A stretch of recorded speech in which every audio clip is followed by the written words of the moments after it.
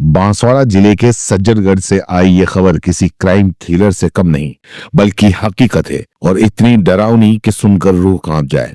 एक 22 साल की लड़की, आंखों में सपने, हाथों में मेहंदी और दिल में नई जिंदगी की उम्मीद। मई 2025 में उसकी शादी बड़े धूमधाम से हुई। मायके वालों ने हैसियत से बढ़कर दहेज दिया। जेवर, नकदी, सामान, सब कुछ। बेटी को विदा करते वक्त माता पिता की आंखों से आंसू थे, लेकिन दिल को तसल्ली थी कि अब हमारी बेटी का घर बस गया। लेकिन किसी को क्या पता था कि ये शादी नहीं, एक सोची समझी साजिश थी। शादी की पहली रात जब दुल्हन अपने सपनों की दुनिया में होती है, उसी रात इस लड़की की दुनिया उजड़ गई। उसे पता चला कि उसका पति पूरी तरह से नपुंसक है। ना वो पति बन सकता है और ना ही पिता, और ना ही वो एक बीवी का सुख दे सकता है। ये सब अचानक सामने नहीं आया, बल्कि ये सच लड़के के परिवार वालों को पहले से पता था। फिर भी उन्होंने चुप्पी साधे रखी। क्यों? क्योंकि उन्हें बहू नहीं चाहिए थी, उन्हें चाहिए था वंश बढ़ाने की मशीन। कहानी यहीं नहीं रुकी, यहीं से शुरू हुआ असली डर।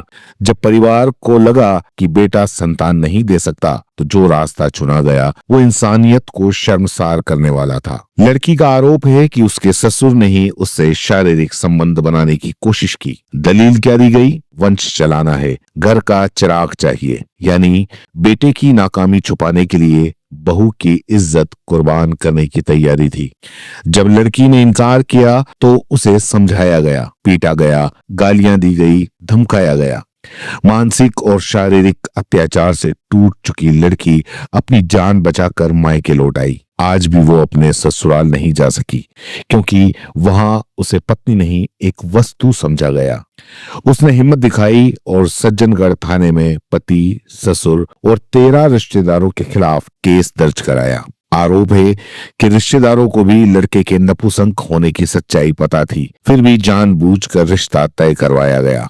लड़के के परिवार की मांग साफ है, शादी में दिया गया सारा दहेज वापस मिले, धोखे से शादी करवाने वालों पर सख्त कार्रवाई हो और ऐसी मिसाल बने कि कोई परिवार किसी बेटी की जिंदगी के साथ खिलवाड़ न कर सके। पुलिस ने मामला दर्ज कर लिया है और जांच शुरू कर दी है। ये सिर्फ एक लड़की की कहानी नहीं, ये हमारे समाज के उस चेहरे का सच है जहां आज भी लड़की को इंसान नहीं, उपकरण समझा जाता है।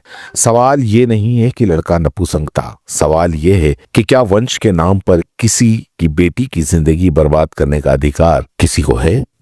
आपका इस पूरे मामले में क्या कहना है? नीचे कमेंट बॉक्स में जरूर बताएं।